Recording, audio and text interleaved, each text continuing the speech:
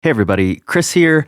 Much of the climbing in Mount Arapiles, an area we discuss at length here, is currently in danger of closure without any input from climbers or the nearby town of Natimuc, whose economy and residents heavily depend on climbing. There's a link in the show notes for a great video on the issue, as well as a change.org petition that you can sign. Having spent a little time in Araps myself, I can tell you that it's worth the trip. Thanks. You know what I did recently? I decided that I like my Rab Ascender light hoodie so much that I bought two more. Different colors, of course, but I just want to wear the thing all the time, and now I can. And Rab are generously supporting this entire season of Written in Stone. They're dedicated climbers themselves, and they channel this expertise and passion into their designs. Nothing fancy or over-engineered, just honest, hardworking gear you'd rather repair than replace. And someday, I'll need all three of these repaired, so I appreciate that. And here's another thing. Rab has agreed to give away a few of these hoodies, and we'll be doing that soon inside of our Patreon, the Secret Stoners Club. You can join for free at the link in your show notes. And this episode is brought to you by Tension Climbing, where you can use the code WRITTEN15 for 15% off of select items, and by Power Company Climbing, where you can use the code STONE for 20% off of most training plans, products, and books.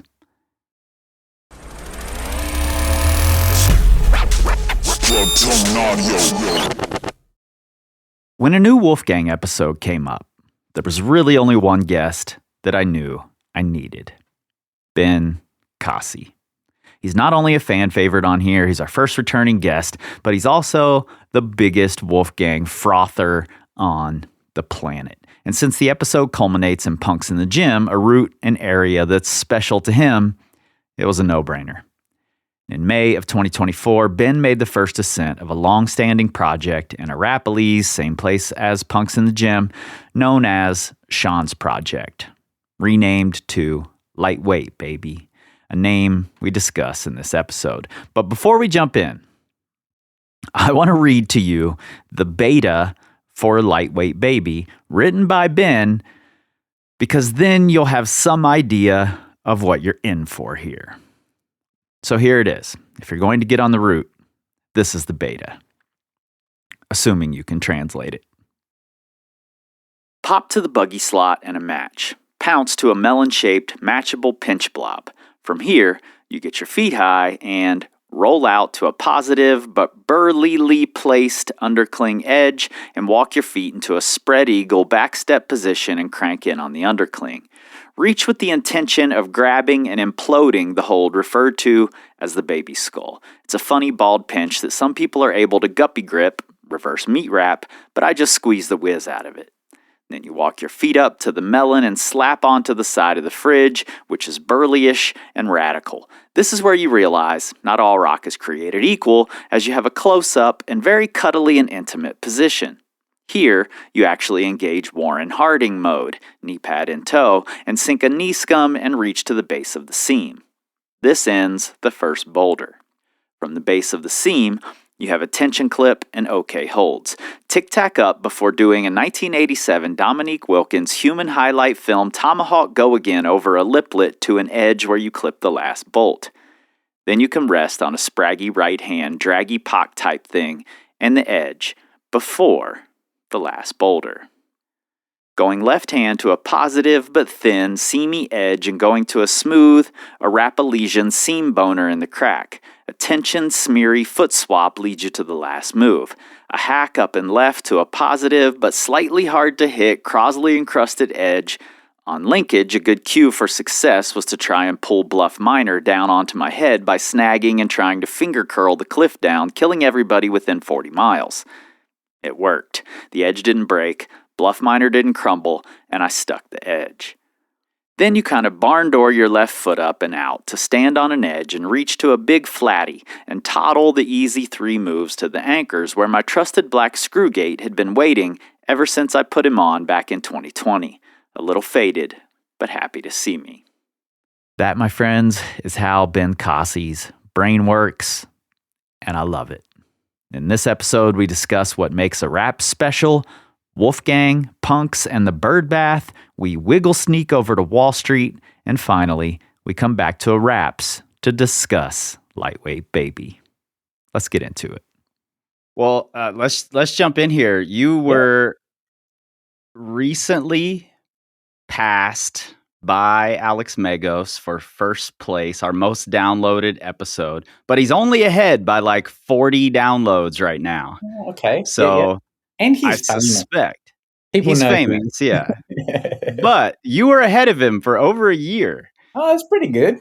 Yeah. And I suspect that if all of the Aussies listening right now send that first Ben Cossey Action Direct episode to a friend, I think we can pass him again. Yeah, everyone they know, then we can beat the Smegos. That's the goal right now. I'm stating the goal. Let's go. Well, man, what I want to do here is I want to start with Araps. I want you to describe Arapiles for me, like the magic of the place. Tell me. Well, let's start here. Let's start in Natimuc. Okay. Tell me about the town. Oh, Natty is just like any very pocket-sized little country town in Australia. But as soon as you're driving into it, the importance of it to Australian climbing is pretty palpable. I think any Arapilesian experience starts probably when you're driving there in the morning when it's dark in Blackheath, and you know you'll rock up to Natimuc in the dark, but you have to do a lap around the clock and a bit to get there, at least from where I live, which is in the Blueies. But yeah, everything about it is just, I don't know. I always just say it's like going home, but like leaving there and coming home feels good as well. It's just like one of those places where everything is right and at ease in the world. Yeah, as long as it's not too busy and you get a good campsite. Well, tell me about that. As you're leaving Natimuc, you're headed into Araps. What's the view like? What's it look like? Well, it's tricky because when you're in Natimuc, you know you're close to Araps, but you can't from every aspect see Arapiles until you leave the town. You go through a little dip over a bridge and either turn left at a fork or right at a fork, and then you can see it. It's like bang on in front of you. And then you go, if you choose to turn right, you go past the frame, which is like this big rectangular frame some people will be familiar with. But if you Google it, you can stop there and get a photo of Araps standing inside a big metal frame that's been put there. When you see that view of it, it's just, it's good. I can't put it into words properly. No words justify how good Arapiles is, so I won't even pretend to be able to vocalize it. Well, we're going to keep trying here. You've got a special way with words, so I think I can pry it out of you. I'll give it a crack, yeah. Once you're there, I knew going in my first time that the campground was of historical importance. And it felt like a gravity there. Like it felt like more dense there. Something felt right about that place. What is it about the campground? Talk to me about that place. Well, I think if you're a bit of a history buff as well with climbing, it's like not dissimilar to going to Camp 4. Like if you're camping anywhere else at Yosemite, it feels different than when you're camping at Camp 4. It's like when you go to the Frankenmuir and you go visit Wolfgang in Obertrubach or something. It's hard to put words on it, but you can feel the importance of that area from a climbing point of view. And I guess what's really special about Arapiles is if you're any kind of climber or outdoor kind of person, you can sense the importance of that place for very, very, very many thousands of years prior, because the rock is such, like, it's obviously like a really good tool making kind of rock. You can see quarrying little marks, all sorts of places. There's not so much paintings as such that are visually, like, you can see or that are well known about, at least from my point of view. I don't think I've ever seen anything there, but the quarrying is pretty obvious, and that kind of puts that kind of like that weight that you said when you step into the campsite, but that weight's kind of there the whole time. If you round a corner to a new little spot you haven't been and you see, if you attuned with what a quarrying mark looks like, you see it, and then it's just like all of a sudden you're in the same spot that someone else was however long ago, and that's pretty Right. rad. It's like I don't know. Yeah, the I don't even want to compare it, but like I don't know. Yeah, it's just age old stuff, and it's Yeah. part of human history, and evolution. Totally. And I think you The can source. feel that there. Even if you're a climbing history nerd and you don't know much Mm, about the like indigenous history there, mm. there is a history that Yeah, starts there for climbers. So it's interesting to see and feel a place that's been so important to so many different people for yeah, so many years, and yeah, it feels exactly. that way there. Yeah, there's some old pictures. I think it's in the Arapiles book by Keith Lockwood. Sorry, I turned that off. With the old Natimuck brass band from the 1880s or something. But they're out in Mm. front of the plaque wall. They've got their trumpets and French horns. You think, oh yes, this is the spot where that photo was taken. It's old. It's timeless. And the cliff is so bomber. It's like I don't know how old it is compared to other places in the world, but it's pretty vintage stone, Yeah. And when you're there, you think, oh man, how many, like I don't know how many sunrises have been crept up over punks, like before it was obviously even punks. It's cool. It's nice. That's where my Yeah. head goes all the time. How many little Totally. magpie mornings have gone by? Yeah, between now and Wow. whenever. Since I the can see ocean was that. like licking it. And I Yeah. think the rock is really unique, Yeah. in that region in general. It's this it's a type of sandstone, right? Mm. Yep. Yeah. It's some kind of Okay. I don't know, whatever heat treated sandstone come quartzite. I think where it's Yeah, quartzite, but quartzite, it's I of think. sandstone. I don't know if it's like gotten super hot in the past and melted a bit, or if it's just been super compressed. But it's bomber like granite, but kind of bummerlicious like baby's bums. Like it's kind of That's a great funky. word for it, bummalicious. It's these, Yeah. it's like bubbly orange and white Yeah. rock Yeah. that's that forms these perfect, smooth, rounded slopers with these Yeah. sort of little horizontal slots here Yeah. and there, and Yeah. it's really smooth. It's not polished per se, but it No. makes you feel like it is. Like, you Yeah, can still exactly. stand on it, but it still feels scary, like standing on the slippery texture on a volume. Yeah, it's I think the slipperiness, well maybe I don't think it's polished, but I think some of it has like that little mineralized sections, like say if water runs over it for long enough, like a Yeah. toothbrush, like Yeah. in Australia when that happens on this rock anyway, it gets this patina, this polished patina. But then if the Mhm.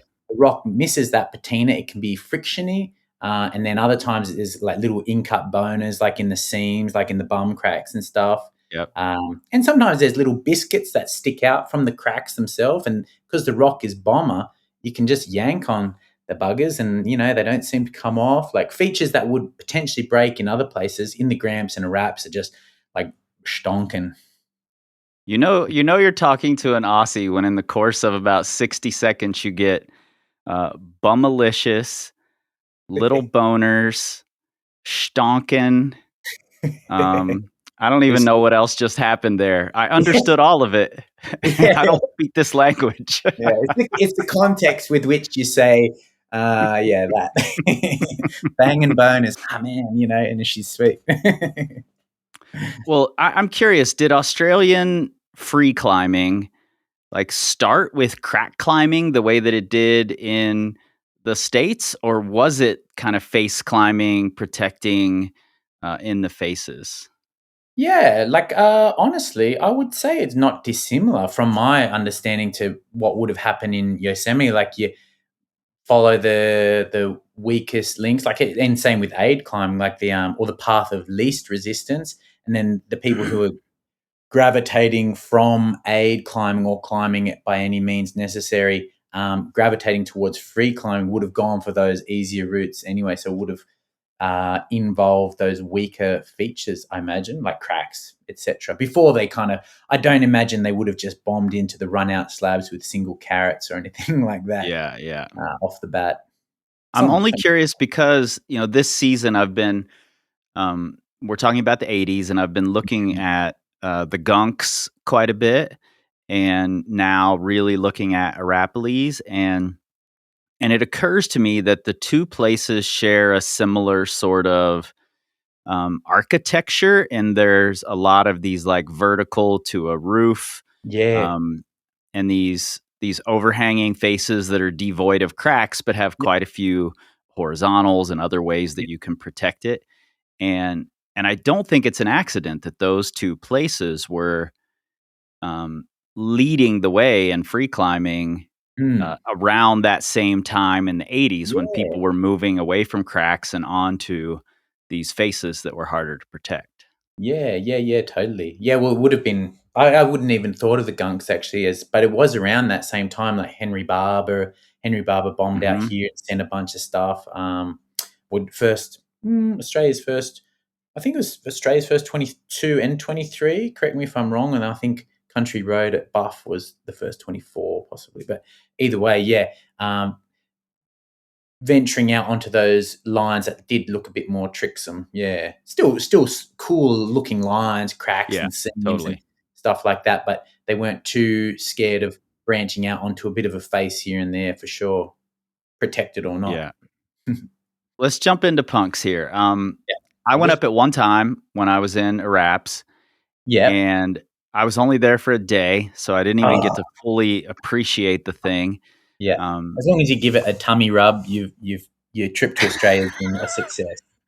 That's exactly what it was. Just give it a motorboat and go.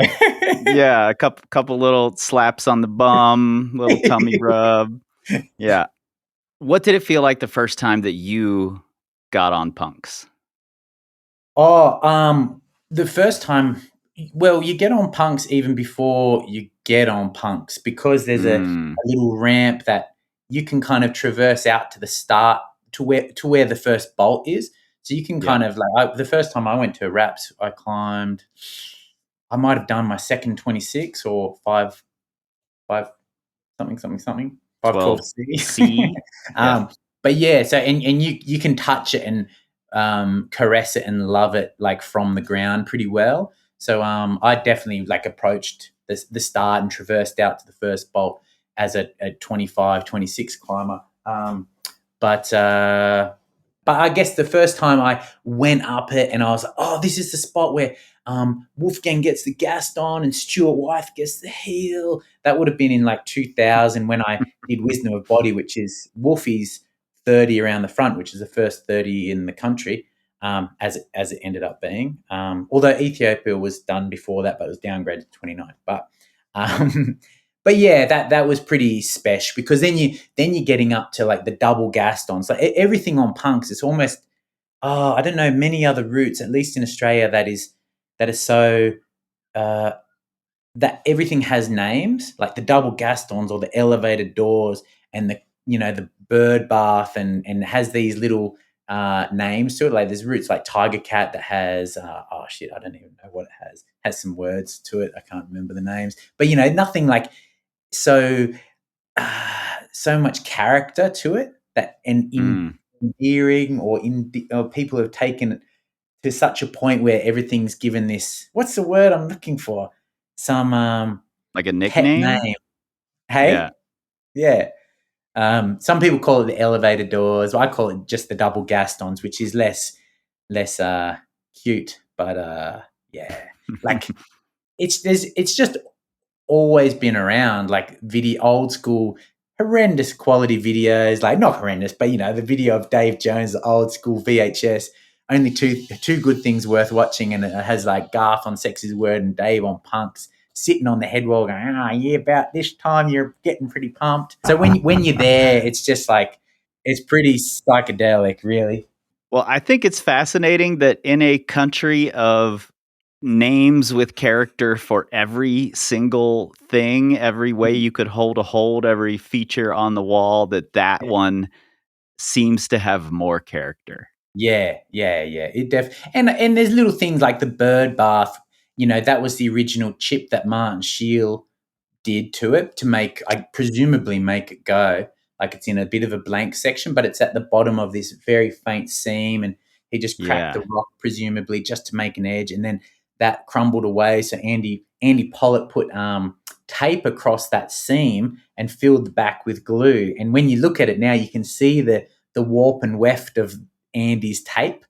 Yeah. And so even though it sounds probably to the casual observer or listener horrendous, it's because it's punks. It's like it's pretty cool. It's pretty funny. Well, I agree. Like when I went up it, I was like, "Oh, this is the Birdbath." Like Yeah. I knew what I had read Andy's book, Yeah. Punk in the Gym, and I was in my head. I'd already built up this lore, not only about the route but about the hold, and Yeah. I wanted to see this history that I'd read about of all these repairs and tweaks to the hold, and somebody made it bigger, somebody made it smaller again, whatever it was, whatever that history was, I wanted to see it all. And you can if you're inspecting it, you can tell that it's been worked multiple times. It's not its first rodeo. Yeah, fully. Do you think the Birdbath is the most famous manufactured hold in the world? I can't help but think it would have to be equal first at the very least. I was just thinking about LaRose, and those slots, they just look like weird little burrows. Like they're not beautiful. They're just like, oh yeah, 16 mil drill bit violation. Yeah. It just looks a bit like, it's still rad because it's LaRose, but Punks is like, Punks is in the bird bath is funky because it's only the bird bath on it that has been treated like that. So it's yeah. It's like the I think jewel. LaRose created the famous move. Yeah, This is the famous exactly. hold. Yeah. To Totally. the point where people say, "Oh, just do a rose move," and they don't know where the reference is. Like, why is it a rose move? People don't even ask. Like, Yeah. Totally. Oh, you don't know the rose. Had you built up a big lore around punks? Had I? Yeah. Yeah.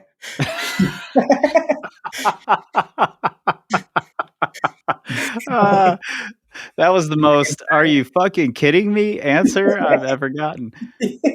Yeah. Oh man. Of course. I there's not a time when I go to Arapiles where I don't walk up to it within the first 12 hours of being there and give it a bit of a motorboat tummy rub kind of. Yeah. Oh, you have to. It's the first thing you look at. Like you see Arapiles, but the first thing you identify, at least for me, is there's Punks and there's Sean's Proge. That's where my eyes go. One eye goes one goes east, one goes northwest. But yeah. Well, tell me about that process of working on Punks the first time. Well, the first time I got on it was Lee and I and Zach had gone down.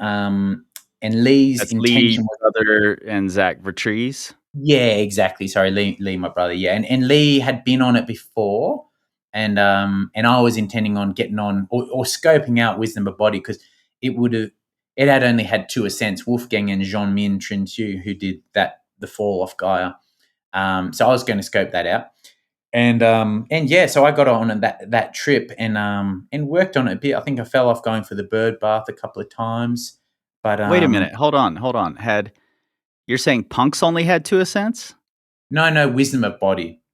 So I was getting Wisdom of Body. So, and I didn't think of myself as a 32 or Punks in the Gym capable climber at that time. So I was got it. I don't know how old I was, maybe 17 or something. I might have been just 18. And but Lee was going down to try Punks, so we're going to be there. So I thought Wisdom of Body. But yeah, I ended up spending a bit of time on Punks and getting the bottom dialed. But it's just joyous. It's super sequency. Like it's one of those routes you can spend a couple of like lazy arvo sessions on after having spent some time on other routes and make a bit of headway because it is super technical, and a lot of the beta is pretty unique to the person. So like some people will go, oh yeah, I do it that way there, but not that way there, and go, oh yeah, you're the opposite to me. I do it this way here and blah there, little things like that. So you just figure out your way, and it's just a fun thing. Like in the Arvo, it's shady, and a little breeze will kind of whip up the hill, and quite often that's when the magpies start to gorgling. And it's just really nice. Like it's cool. You can feel the friction in the rock, whereas in the morning it cops the sun, so it's a little bit more. You feel that patina-ness, and that can be on some of those holes. It's a bit slick, but in the afternoon on a nice day, wow, it's like crisp. That you can fang on the boners. You feel out those body positions and get to know what the friction can do for you, especially on the head wall. You just like body position. How close to the rock can you get to make the move a non-move, which quite often there's a lot of those things. Like you'll feel like, oh shit, this move and then that move. Oh, how will I ever link this up? Right. But once your body kind of starts melting into the body positions, when the spaces between the holds, yeah, all of a sudden you just kind of goo yourself upwards. Yeah, and it's good. Yeah. Except for hitting the bird baths, you have to kind of let the dogs off the leash a little bit. Totally. It felt like that kind of route to me. Like the first time up it was with no beta, was just totally perplexing. Yeah. But it felt like a route that, like, the holds are there. I would have to work to find the body positions. I would have to work to trust the feet. And then I could feel these moves coming together. So I like it when a route makes you think, makes you work to find the exact right dance for you. Yeah, exactly. And it seemed like that kind of route. Yeah, and it's not one of those things this is the sequence that most people seem to do. Like everyone has the general sequence is not dissimilar, but the nuances, like you might get your foot up first and then do the move, or you leave the foot low, tweak the knee out, cock step the right, then get it's just little features that you just have to learn how to fit your body in, and that's what makes it like so great, because it's like obviously the first 32 in the world. I was about to say the first 35, but it has so much about it that's so rad. And then it's the first 32 in the world, and then it was Wolfgang, and it's Australia.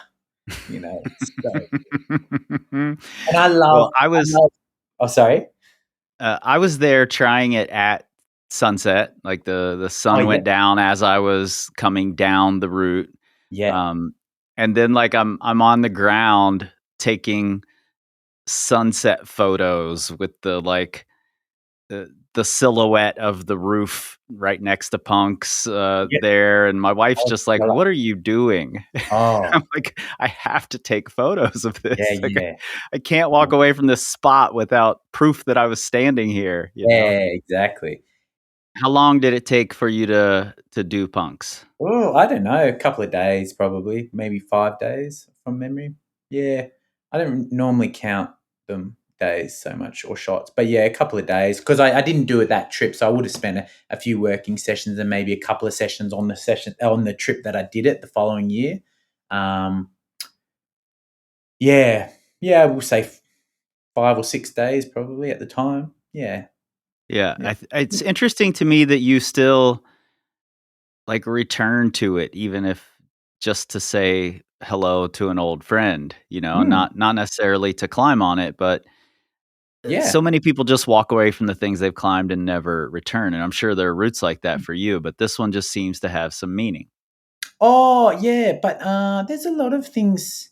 It just has so much to give you every time, even if you've it's easy to go, oh, I've sent it. It doesn't have anything else to offer. It's like, wrong answer. Like, that's just not, it has so much to give you every time. And even, it's like, people go and visit a grave. There's nothing to get there. Why? But there's something to get there, on the inside, For the people at home, I'm touching my heart. No.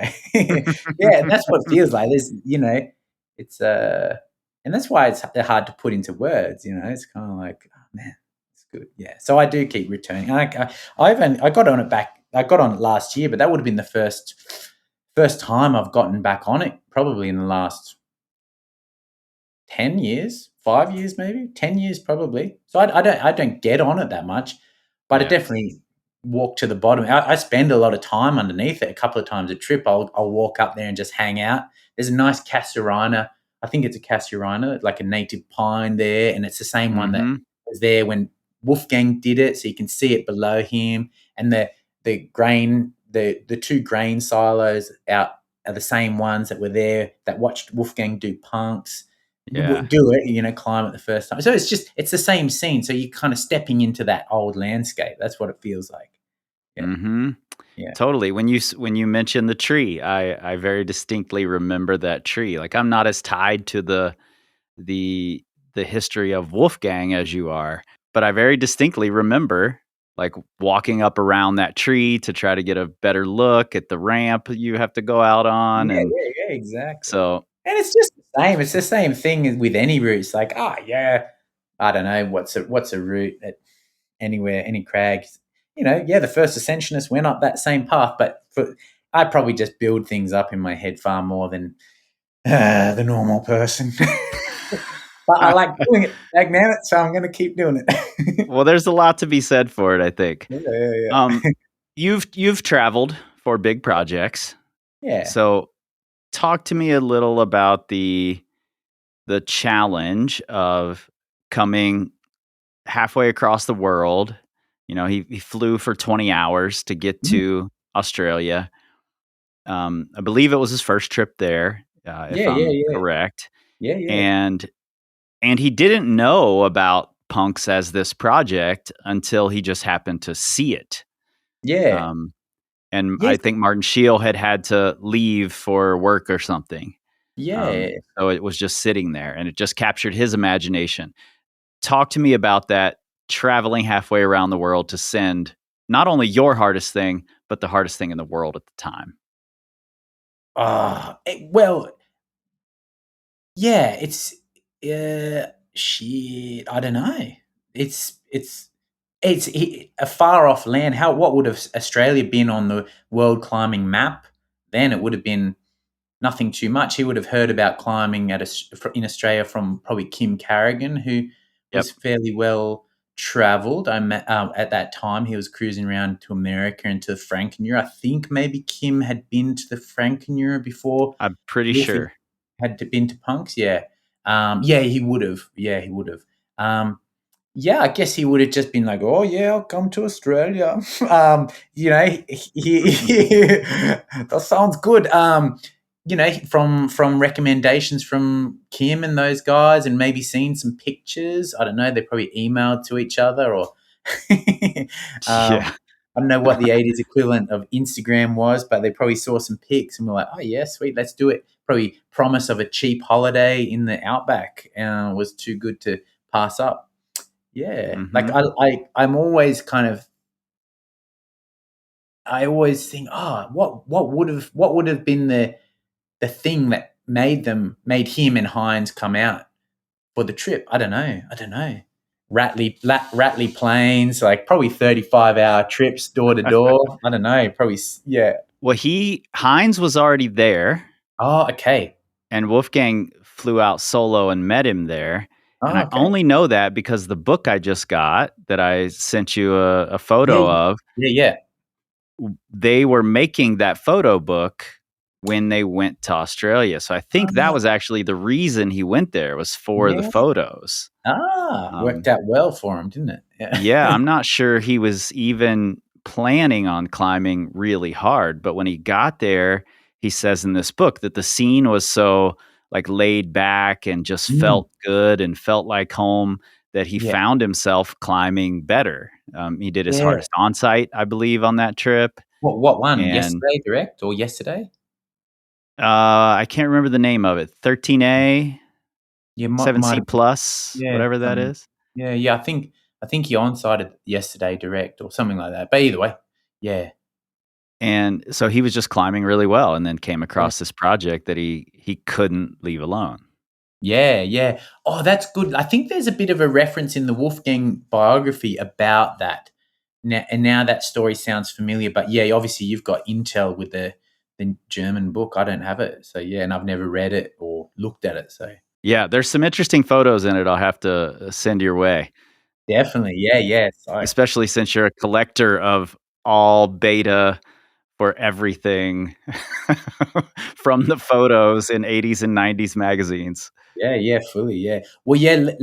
On that, there's a I think it might be Climber magazine, like an old Australian publication that in the news section it had it's only very like a paragraph or something. It said at Arapiles, Martin Shield has put in some bolts on an unlikely looking face on the left side of Mm, Uncle Charlie's Pinnacle, which is where Punks is. And it's like, oh, like, and this is 84. This issue came out, I think, or 83. But either way, it's cool seeing like the news about a project being bolted yeah. before it became what it is. It's so cool. But Wow, yeah, that's really yeah, cool. It'd be yeah, cool to piece together all of the news clippings about it. yeah, I want to go to the Frankenjura for just a moment, and then I want to come back to Arapiles. yeah, And the only reason I want to go to the Frankenjura is because this episode may or may not include Wallstreet. I haven't quite decided if we're going to get there in this episode yet.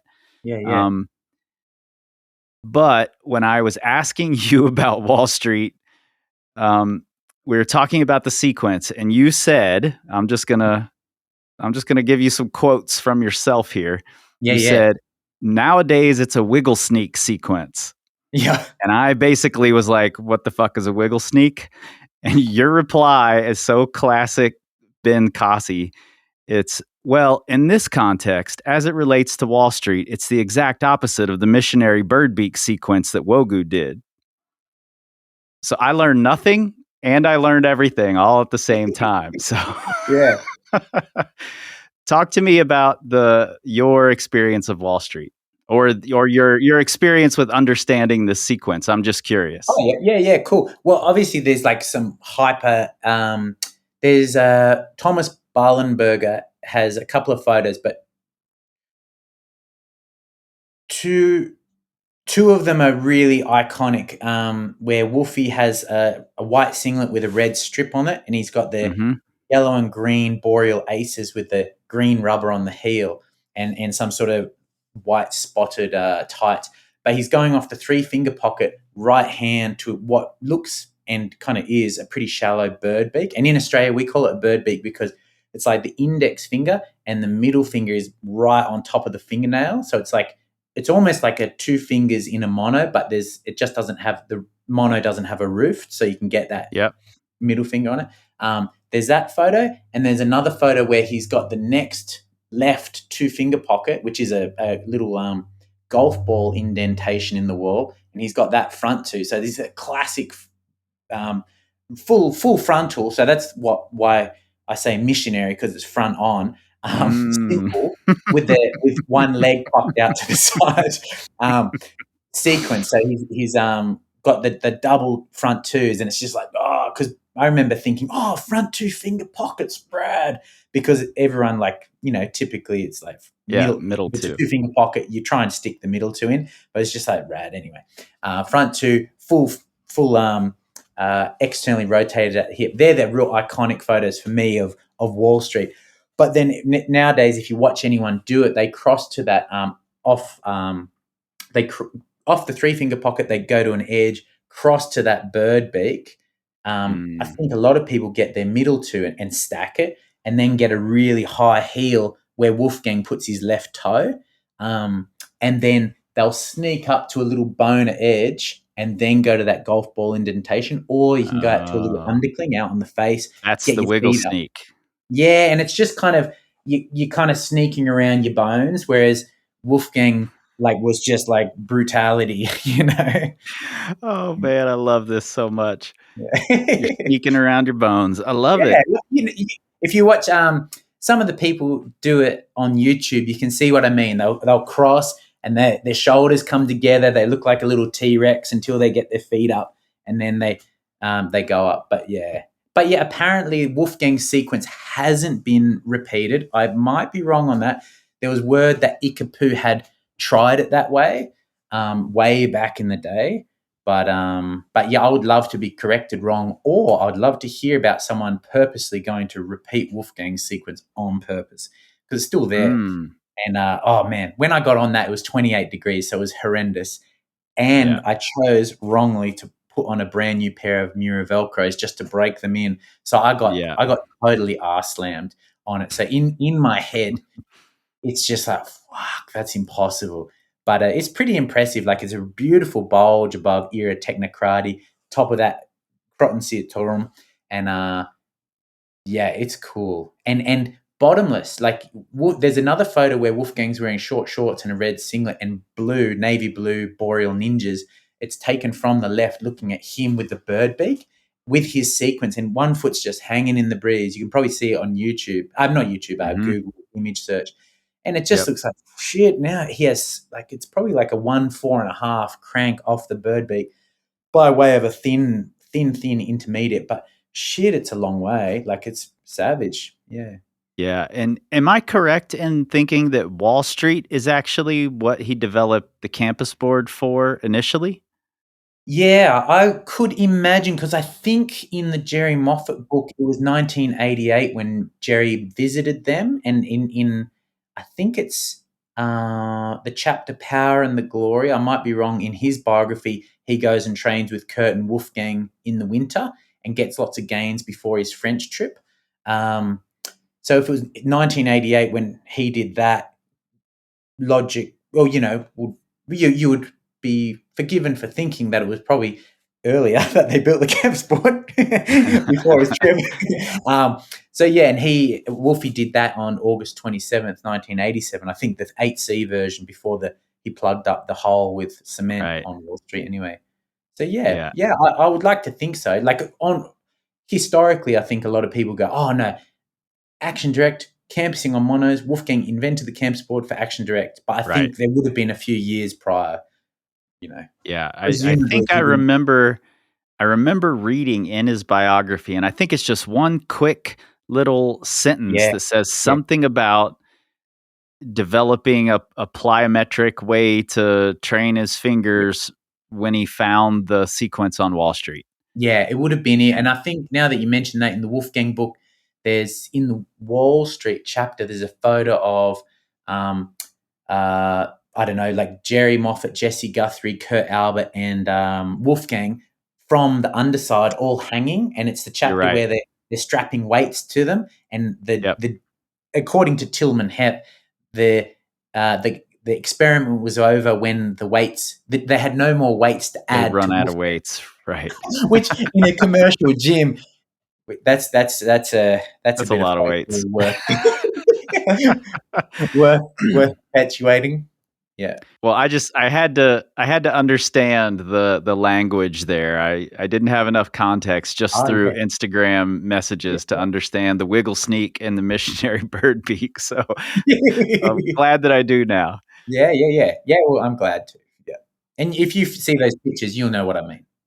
Yeah, I'm gonna look at them differently now. Definitely after our last conversation, well, when we decided to do the sequence of Action Direct, I learning more about the sequence and watching all of the videos and looking all of the photos really made me look at the route differently. So now I'm going to do the same thing with Wall Street. Yeah. Cool. Yeah. Quick question on Wall Street. Do you know where the cemented hold is? Is it in that same sequence somewhere? Yeah, it would have to be, because the sequence is only like 1.5 meters long. Like, you go from underneath Mm, the bulge, you go from like some juggy thing, I think, to a juggy mono in the roof. Then you go out and there's an edge in a pocket, or bit of a slopey thing in a pocket, and you clip, and then it has to be there. So yeah, I couldn't tell you. got I it. imagine a bit of an eagle eye, although it's cement and it's grey rock and it's been 40 years. Basically, it might be hard to spot, but Yeah. I couldn't see it when I was up there. I only tied into it once, so, but I'll definitely try and have a gander next time. It'd be interesting. And I don't know who Yeah. used the blowtorch or what to kind of Right. um, crozzle Clean the it rocks, out, but dry it out. Yeah. yeah, Yeah, it would have been 87, and in 89, Guido Costameyer. This is another thing. Guido Costameyer, I think, did the second ascent in 89, and the photos of him doing it, he's doing the wiggle sneak sequence. So I think he was the OG instigator in that regard. Did he do the second ascent, or did Stefan? Stefan Glowax. Yeah. Yeah, ich glaube Guido Costameyer. Okay. Yeah, I'm pretty sure. Could be. I don't know when Stefan did it. I believe there was a big to-do about Stefan doing it really quickly. Yeah. I believe, and I don't know when it was. It could have been a little later, but I think I was talking to Russ Clune, and he mentioned it. And then I read it somewhere that there was Wolfgang and Stefan had a bit of a rivalry, and Stefan did Wallstreet really quickly, and the news really picked it up, even though the news wasn't really picking up what Wolfgang did back when he was doing it. You know? Oh, okay. I know that there was something in the Wolfgang book about Kaim Zeitzumatman, which is the 30 at Lewis and Wand, where Wolfgang gave it, I think he gave it 29 or 30 or whatever it is in German grades. And then Stefan did it and upgraded it. And it was a bit unheard of to upgrade. And it was fine to downgrade. But I think Stefan said, if a route can be downgraded by the same token, it can be upgraded. But Wolfgang didn't. He thought it was not very humble to upgrade something. Right, exactly. I know. Maybe that was where the beef started, but Stefan wouldn't have done the missionary bird beak, so the joke's on him. Well, that's one of the things about Wolfgang I'm finding really interesting in all of my research is like I'm reading these articles that he wrote that are, and some of them are included in the book, the Tillman Hep book. Where he's sort of talking through his philosophical and ethical beliefs, you know, and it's interesting to watch those change over time and to see how he approached climbing and how there seemed to be like some conflict there. Like at one point in time, he's saying there's nothing more to climbing than just being a sport. Like, and to say different is to, you know, degrade the other sports. But then he's very much attached to certain ethical boundaries and the philosophy of the sport. So it seems like he treated it like it was more, but wanted to argue that it wasn't, you know? Yeah. I find that really interesting about him. Yeah. Like, I guess, I probably fall into that as well. I probably do the same thing. Yeah, fully. Like, that was one thing it would be great, like, because there was some training book that he had some part in the 80s, isn't there? I've tried to find it. Yeah. Well, we were talking about it, and it's just like, oh my God, like, imagine having that and like everything, you know? Yeah. I know. I'm trying to find it. Even an old German beat up copy. I would love to have it. So if anybody listening has it and they want to take photos and send it my way so I can translate it, that would be great. Or send it to me and then I can send Chris some photos and keep it. Well, what I really want to talk to you about is that congratulations are in order. Since the last time we talked, you sent a mega project, Lightweight Baby. Yeah, Lightweight. Which you gave 34, aka 8C plus, aka 14C. Is that right? Yeah, it'd be banging. And it's been suggested that it could be even harder. So, not by anyone who's done it. So,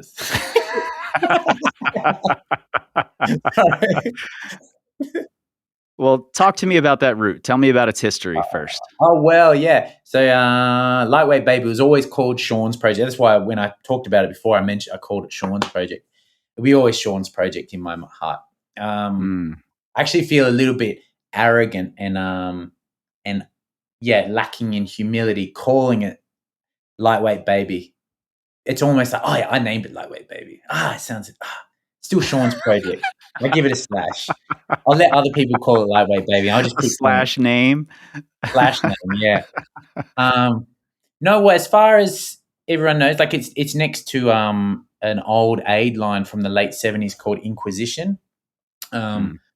And it was bolted on Shaun Miles's trip to Arapiles with Jerry Moffat in 1992. So that's when they did Punks. And it's just up on this terrace. It's just above the Bard, which is a really well-trodden kind of area. It's on the access route to a lot of real classic, like old school routes up on the bluffs, like Henry Barber's routes, like Kama Sutra and whatever else. I think that's a Henry Barber route. Yeah. Anyway, classic. So it's in this like pretty awesome area, but it's high up on Arapiles on the big Bulbasaurus kind of section that is pretty right in the middle of Araps. Yeah, it's just like a steep bulge, basically. No real kind of straight pull down moves. It's bolts off the deck all the way to the top.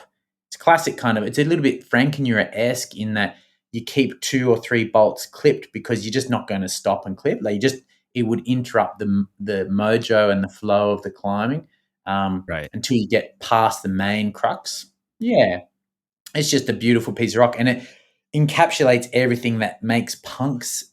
Well, not everything that makes punks so great, but everything that makes a good sport route at Mount Arapiles great, which is that awesome, awesome rock.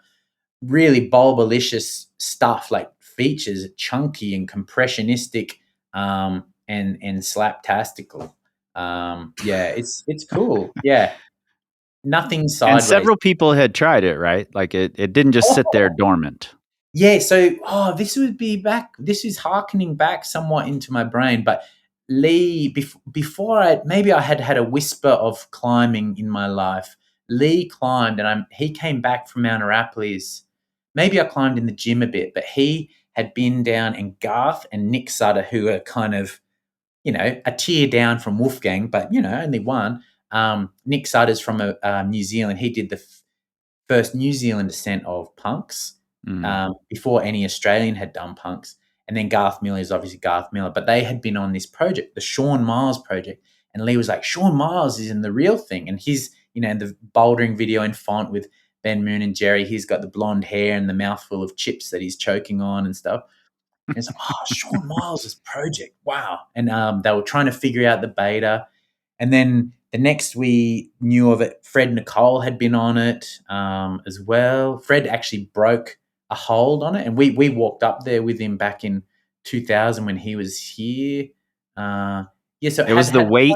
It was the weight of his forearms that broke the hold. Yeah, I think it was the weight of the forearms and the weight of the knowledge that he was pushing the boat out beyond what Wolfgang had done, and he wasn't up for the task. Under Klingon. No, I'm joking. No, he is. His friend Nicole is rad. No, yeah, but that's basically it. And then since then, it had been played on a bit by Nathan Howard, who some people might know. Zach Vertrees had tried it a bit, and yeah, various people. Yeah, but it's a pretty stacked list of people who had tried it. Just like Jerry, Shaun, Fred, and Garth, and Nick. That's cool. Yeah. Yeah. Well, when did you first try it? I first got on it in 2008, actually, in the Serpentine 20-year anniversary weekend, and I got nailed to the cross on it. Really, it was in the boiling sun, like it bakes in the sun all day. So you have to know when to go there, and it's generally late in the afternoon on a breezy day. But they're hard to get at Araps, so you just get on it, bad conditions. But yeah, I got arse slammed on it, and then I got on it again in 2015, did all the moves, but it was in the baking sun as well. I wasn't in the hope of getting it done then. But yeah, and then a few years went by, uni, blah, blah, blah, and I was just like, oh, well, Lee and Andrew were going to Araps. Andrew's been my sister-in-law, ever-loving sister-in-law, and yeah, spent some time on it, and then just kept going back until I did it. Yeah. There was COVID thrown in there, so that ham-boned a few little things, but yeah. Well, as soon as I heard about it, I knew that you must be drawing some sort of line between Wolfgang doing punks, you establishing lightweight baby, Wolfgang doing the hardest route in Arapiles, you establishing the hardest route in Arapiles. So first, again, congrats. But did that history, I wish everybody could see you pumping your fist right there. Did that history and your like place in it weigh on you at all during the process? Yeah, I would say that would have. Oh, it would have definitely was there. Like a few routes in say the Gramps I've gone down and done like just because they're old projects. So I kind of there's a bit of that. Oh yeah, it's an old line that needs to get done, but it's more than that because it's such a good quality line, like unbelievably good. The location is the best place in the world, and you can see punks from it. Uh, Mm, the Everything about it was involved in me needing to do it. And there was like it's not like wanting, it was like, oh, I can't not do this, has to happen. And it was kind of like one of the first times in quite a few years where I was like, well, actually I wouldn't other than Action Direct, which I haven't done. There's no other route really that is just kind of like yeah, that has to get done and I want to do it than that just because like I could try and be modest or not whatever say oh no nothing to do with Wolfgang was important. It's absolutely yeah. yeah. I like the story, like I like following through that story and hearing about it. I just remember being in Springwood, hearing this whisper, Sean Miles project, Garth Miller, and those were important. That you can when you're little and you're hearing something, you don't know that that's important, or that you don't not obviously gauging that that's a little moment, weird little innocuous moment in time that you will remember 35 years later. And Right. when I was going down last trip and the trip before the trip before, I got to do it. Got to do it for even for that. I don't honor that little moment back then, if that makes sense. Totally. Sounds a bit Absolutely does. crazy. Absolutely does. And I think I read a quote from your brother talking about like this was the most focused he'd ever seen you. I don't know if focused is the word he used or not, but Yeah, that you and this project were like becoming one, and it's the only time he'd seen you really get that way. yeah. I was definitely kind of pretty tuned in. This time last year, it was like, oh well, this is just how it's got to be. Like I wasn't sure if I was going to get to the Frankenura um, last year, which I didn't end up being able to do. So yeah, I just put all my dogs in one sock and focused on that. And All your dogs in one sock. I, Oh man. you heard it Oh, this is first the here. I just best. made it up then. We just need to have you on every week for all of these Cosseyisms.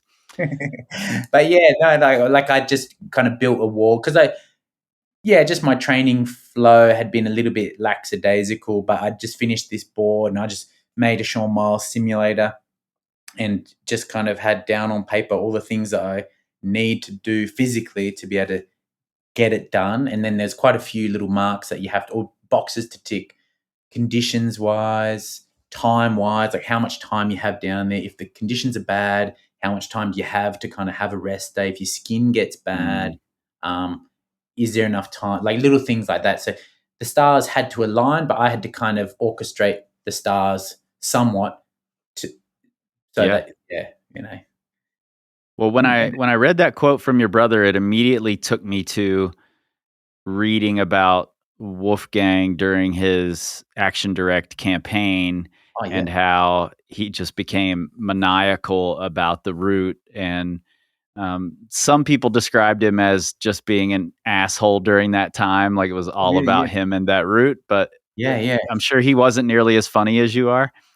Um, I was probably more but of the just an asshole to myself at the very least. yeah. Well, I think that focus is such an important thing, and Mm, you talking about all of these little details you were thinking about, mm. um, really just goes to show that, like, your view of climbing and Arapiles and the Blue Mountains and of Wolfgang, it's also filled with like wanderlust and that's one of the things I love talking to you about is just I get to hear and see in your face the joy that talking about this stuff brings you.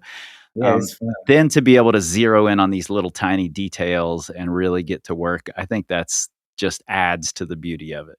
Yeah, that's good. There's a lot to enjoy about all this stuff, so why not? Was there a specific reason for the name? Does the name mean something in particular? Oh yeah, I know actually, there's a hold called the baby's head or baby bottom or something, baby right? skull. Yeah, Baby skull, yeah. yeah. Oh yeah. Well, the lightweight baby. I guess this goes back to what Lee was saying about focusing on it. Do you know Ronnie Coleman? Yeah. Yeah. He one of his famous phrases, like he's known for having these funny little phrases, but lightweight baby is one like it's almost like jugs. It's jugs. It's jugs. It's lightweight baby. Lightweight baby. Oh, I hadn't connected those dots. Totally. Yeah. Ain't nothing but a peanut.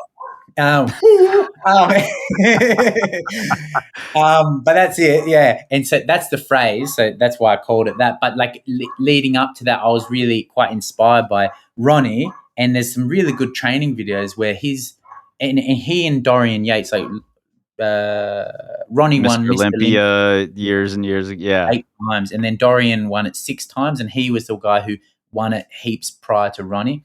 Anyway, just their work ethic and grinding it out. They're just going into the gym, doing the same thing over and over because they have this goal. And that's one thing I live in Blackheath, so I can't go and dabble on Sean's Proge on the weekends. Right. It's like I have to, everything I do here applies to when I get the chance to do that thing. And, it's a goal in mind. It's nothing new. But so I was watching a lot of Ronnie Coleman training videos. And if anyone goes on YouTube, if you look at like Ronnie Coleman training, like there's MOC Productions, there's like a couple of videos, but there's hours of him training. And I remember sitting down watching some with Shani, and she was like, how long does this go for? And I scrolled up, and I'd been biting forever. It was like 5 hours, and we were at 2.5 hours in, and I'd been chipping away at for a day. Just like, we can't watch that. And it's like in the house, and we're like, no, yeah. But yeah, I was really zeroed in. It was cool. So it was a really sweet process. The other thing is, if you look at Ronnie Coleman, I'm striking a muscular pose for everyone at home who can't see me. Ronnie Coleman's back buys and tries pose, like, that classic back pose bodybuilders. If you look at the wall and Ronnie Coleman's back, there was an uncanny similarity in the bulbous nature of the wall because Arapiles is really lumpy, and so is Ronnie Coleman's back. So yeah.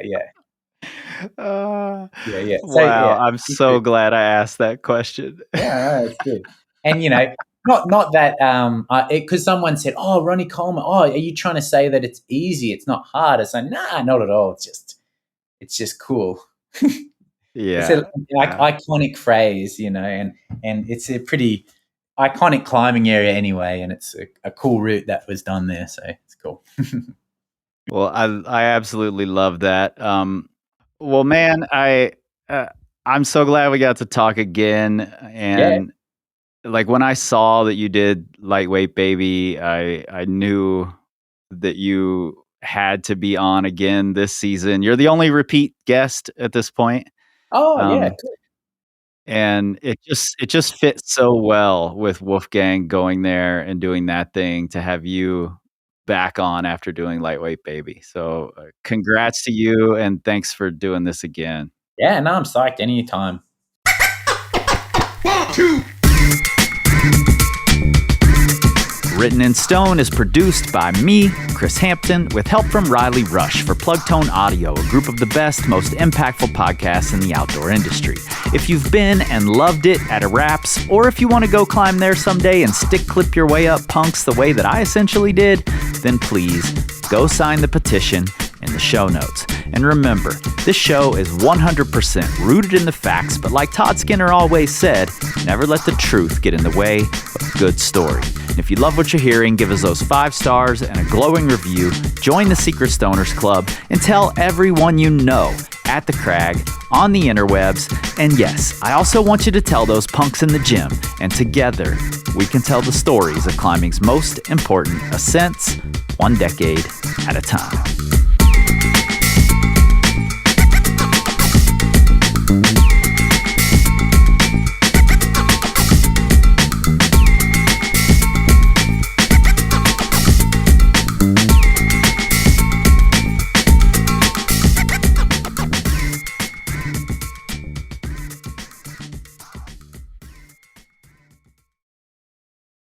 Secret Stoners.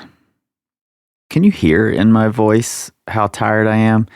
It's way too late here to still be awake and recording podcasts. But that's just how it is sometimes. Before I say anything else, shout out to Blake, Kevin, Derek, and Britt. Those are the winners of the 4 copies of Russ Clune's The Lifer. And those books are on their way to you as we speak. Enjoy those. Also, if you didn't see it in the Patreon, Britt left a comment on the Alan Watts poster giveaway that I just thought was really special, and I wanted to reiterate here. She did not win a poster, but she bought one from Alan's website and sent a message to the site asking a question about a t-shirt, and Alan responded and suggested that they get coffee and he would just deliver it to her in person, because that's just the kind of guy that Alan Watts is. And I feel really lucky to have fostered a community here that can support those kind of meetings. I think that's really great. I don't have a ton to say because, like I said, it's late, other than Ben Cossey is a treasure. If he was American, he would be a national treasure. I think he's probably an Australian national treasure. He is just fantastic to talk to, and I wish I came up with the cool beta names and language that he does. I love it. Also, I know I have mentioned this a few times, but we have a giveaway coming from Rab. They've agreed to give away several of the Ascender light hoodies. There are male and female versions. I bought one, and then I bought 2 more because I like them so much. That's a true story. So that will be coming soon. And I've also secured another book giveaway from Mountaineers Books that will be coming in just a couple of weeks. All right, another episode coming on Wednesday with a mainstay community member of the Frankenjura, who I have a great conversation with about that area, about Wolfgang and Kurt. And they sent me some incredible photos that I'm going to try to share with you all in the Patreon. All right. I will see you after that episode on Wednesday.